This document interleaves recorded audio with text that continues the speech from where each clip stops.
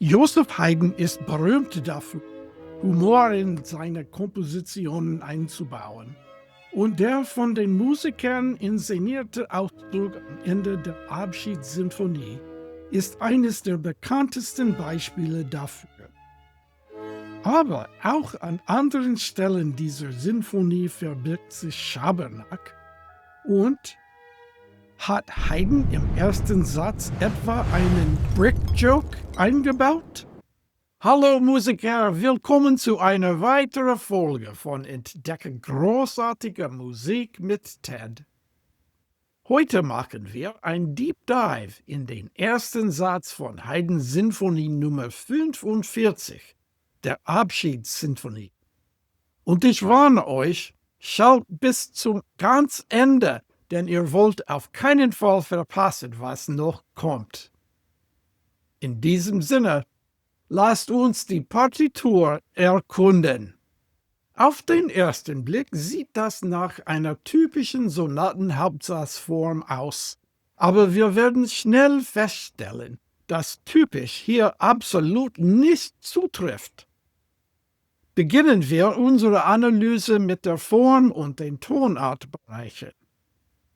Wir haben eine Exposition, Durchführung und Reprise.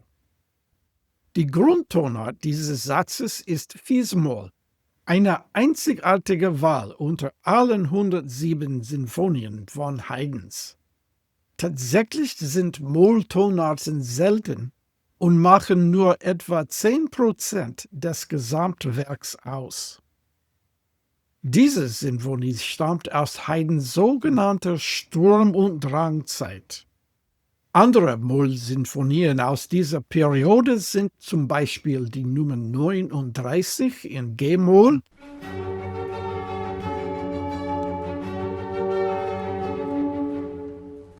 und die Nummer 44 in E-Moll.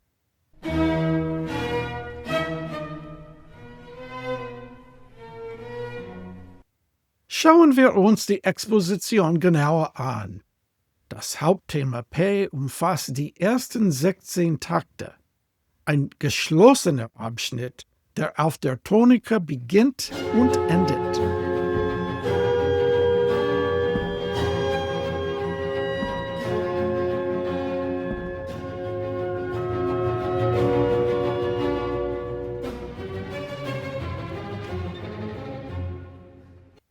Die Überleitung beginnt in Takt 17. Sie startet mit einer Wiederholung des Themas P, beginnt aber nach 4 Takten mit den Modulationen in Richtung der parallelen Dur-Tonart, A-Dur.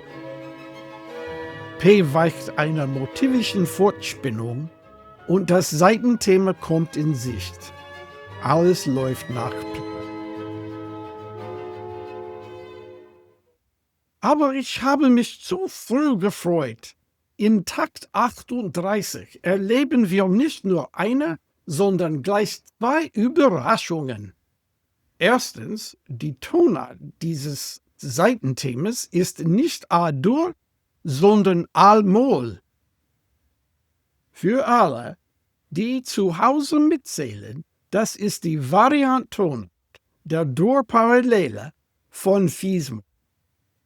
Zweitens, das Thema ist keine neue Melodie, sondern eine erneute Vorstellung des Hauptthemas P. Dies ist ein Beispiel für einen sogenannten monothematischen Satz, eine Technik, die Haydn in seinen späteren Sinfonien mit großer Wirkung einsetzt. Wie in der Überleitung folgt auf das Thema eine motivische Entwicklung, die hier zu einem Stillstand auf einem Trugschluss in Cis-Moll führt? Ich hatte sicher nicht erwartet, hier zu landen. Es folgt eine 17 Takte lange Schlussgruppe K in der Moll-Dominante. An dieser Stelle sollen wir klugerweise die erste Endung zurück zum Anfang nehmen und uns genauer ansehen, was bisher gehört hat. Das Thema P besteht aus 4 viertaktigen Phrasen. A, A', A und B. Die harmonischen Abfolgen dieser Phrasen sind Molltonika zu verminderten Dreiklang der zweiten Stufe in Sechstakkordstellung, Dominant-Septakkord als Quint-Sechstakkord zur Tonika, Tonika-Sechstakkord zur Subdominante, der neapolitanische Sechstakkord zur Dominante und zurück zur Tonika. Hier sind 3 Motive, die wir im Auge behalten sollten. Erstens die absteigenden Viertelnoten in den ersten Violinen, die ich mit X markiert habe. Zweitens die synkopierte akkordische Begleitung in den zweiten Violinen, markiert als Y. Und drittens die beharrlichen Achtelnoten in den tiefen Streichern, markiert als Z. Wie bereits erwähnt, beginnt der Überleitung mit der Wiederholung des ersten Phrase des Hauptthemas. Aber mit der Phrase A' lockert sich das Ganze auf, während die Modulation zur Dur-Parallele beginnt. Motiv Y fällt weg und Motiv Z verliert die erste Achtelnote. Nennen wir es Motiv Z'. Dies ebnet den Weg für ein neues Motiv T in Takt 39. Dieses wird zwischen den hohen und tiefen Streichern hin und her gereicht und führt zu einem skalenartigen Aufstieg, der in der Ankunft des Seitensatzes in Takt 38 gipfelt. Die erste Phrase wiederholt exakt die Phrase A des Themas P, aber folgt nicht A', sondern eine zweitaktige Erweiterung der letzten beiden Takte. Dies führt zu einer Modulation weg von A-Moll, bei der die ersten Violinen mit Z' aufsteigen und Motiv T erreichen, das sofort an die Tiefenstreicher weitergegeben wird, während die Violinen eine absteigende Reihe von 9/8 Vorhalten spielen. Für die Schlussgruppe wurde eine neue Melodie K aus 4 Phrasen komponiert. A, 4 Takte, B, 5 Takte, C, 4 Takte und D, 4 Takte. 4 Takte Orgelpunkt bilden die Phrase C und Phrase D greift auf Motiv X im Legato-Stil von Motiv U zurück, um einen harmonischen Übergang zurück zum Hauptsatz in der ersten Endung oder zur Durchführung in der zweiten Endung zu bewirken.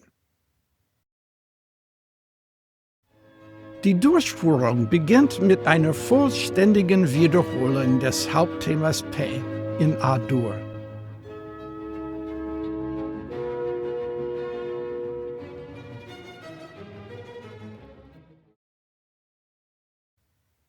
Abschnitt 2 folgt unmittelbar darauf und besteht aus 17 Takten, die von A-Dur weg modulieren, während Motiv Z in den ersten Violinen skalenartig einsteigt. Die tiefen Streicher bewegen sich in Gegenbewegung mit einer Figur, die von Motiv X abgeleitet ist. H-Moll wird in Takt 96 erreicht. An diesem Punkt verharren die tiefen Streicher auf einem Orgelpunkt, während die ersten Violinen in harmonischem Moll absteigen, bis sie einen deutschen übermäßigen Sechstakkord erreichen, der in Abschnitt 3 übergeht. Diese 6 Takte sind schlicht eine Wiederholung des Schlussthemas K, gefolgt von einem Stillstand auf der Dominanten von H-Moll. Haydns Zuhörer hatten an dieser Stelle fast sicher eine Scheinquart-Reprise in H-Moll, die schließlich zu einer ordentlichen Reprise in Fis-Moll führen würde. Stattdessen liefert Haydn eine Unterbrechung durch ein völlig neues Thema in D-Dur. Fast so, als hätte Haydn Seiten aus einer ganz anderen Sinfonie aufgegriffen und hier eingefügt. An dieser Stelle erinnern sich viele von euch vielleicht daran, dass Haydn genau das in der Durchführung des ersten Satzes der Sinfonie Nummer 60, Il Distratto, getan hat. Dort schwenkt das Orchester unerwartet in den Anfang eben jener Sinfonie ein, bevor es sich fängt und zur eigentlichen Sinfonie zurückkehrt.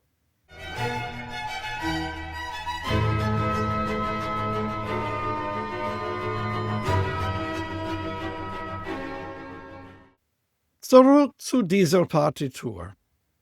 Nennen wir dieses neue Thema M. Es besteht aus zwei zweitaktigen Phrasen A und einer viertaktigen Phrase B. M wiederholt sich eine Oktave tiefer, nur endet es diesmal auf einem Halbschluss und ein neues Motiv V ersetzt die letzten zwei Takte der B-Phrase. In Takt 124, nennen wir das Abschnitt N, wird das V-Motiv zwischen den hohen und tiefen Streichern hin und her gereicht, bis die B-Phrase einen Ganzschluss in D-Dur erreicht. Nun sieht es aus so, als würden wir in Takt 132 eine weitere Wiederholung von Thema M hören, aber eine stufenweise aufsteigende Sequenz verklingt und endet auf einem halb verminderten Septakkord über Fis. Endlich erreichen wir die Reprise in Takt 142.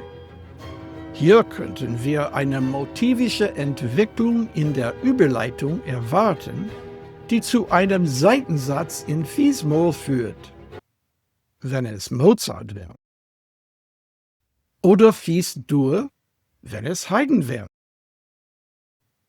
Moment, das ist doch Haydn! Die Überleitung beginnt nach 6 Takten. Die tiefen Streicher steigen chromatisch. In Takt 158 erreichen wir einen Orgelpunkt auf der Dominante. Doch als die Dynamik in Takt 163 zum Pianissimo absinkt, wandelt sich die Harmonie in die Dominante der Unterdominante, also eine Zwischendominante zu 4 H-Moll. In Takt 183 verzögert Haydn die Hinführung zur Schlussgruppe, indem er hartnäckig zwischen dem Neapolitaner und der Tonika in der ersten Umkehrung abwechselt. Das erinnert natürlich an die Verwendung des Neapolitaners in der letzten Phrase des Hauptthemas P, ganz am Anfang. Bevor wir schließen, möchte ich noch etwas zu Haydns Humor sagen. Das sind im Grunde Insider-Witze für Musiker und Kenner. Zuerst ein wenig Hintergrund. Vielleicht wart ihr schon mal auf einer Party, auf der ein vielleicht etwas angetrunkener Typ Witze erzählt hat. Und darunter war ein Brick-Joke, ein Backsteinwitz. Der Kern eines Brick-Jokes ist, es wird eine lange Geschichte erzählt, an deren Ende ein loser Faden hängt, ein Backstein, der in die Luft geworfen wird. Die Point verpufft völlig zur Ratlosigkeit der Zuhörer. Nachdem viele weitere Geschichten und Witze erzählt wurden, endet der allerletzte zu einem völlig anderen Thema, damit, dass etwas aufgefangen oder wiedergefunden werden muss. Das Publikum wird gefragt, was das wohl ist. Natürlich rät jeder etwas, das zur aktuellen Geschichte passt, Aber die richtige Antwort ist der lose Faden von vorhin. Der Backstein! Ich behaupte, dass Haydn uns hier einen solchen Backsteinwitz erzählt hat. Erinnert ihr euch, dass wir in der Exposition ein kontrastierendes zweites Thema erwartet haben? Nun, dieses kontrastierende Thema, der Backstein, ist die neue Melodie M, die in der Unterbrechung zwischen Durchführung und Reprise auftaucht. Und bleibt dran, denn ich glaube, Haydn hat sogar noch 2 weitere eingebaut. Erinnert ihr euch, dass die Überleitung in der Exposition nach A-Moll führte, statt nach A-Dur? Nun, die A-Dur-Version des Themas, der Backstein, erscheint erst am Anfang der Durchführung. Und erinnert euch an den abrupten Stopp in der Durchführung auf der Dominanten von H-Moll.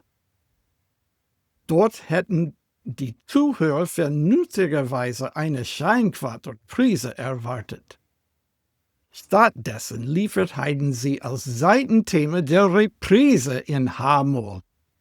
Noch ein Backstein. So, da haben wir es, Freunde. Das war unser Deep Dive in die Partitur des ersten Satzes von Haydns Abschiedssinfonie. Schaut euch unbedingt auch das nächste Video an, in dem wir die Partitur des zweiten Satzes erkunden werden. Danke fürs Zuschauen. Bis zum nächsten Mal. Tschüss. Die Auszüge in diesem Video wurden von Il Giardino Armonico unter der Leitung von Giovanni Antonini im Rahmen des Projekts Haydn 2032 eingespielt. Nutzen Sie die Links in der Videobeschreibung, um die vollständigen Darbietungen anzusehen.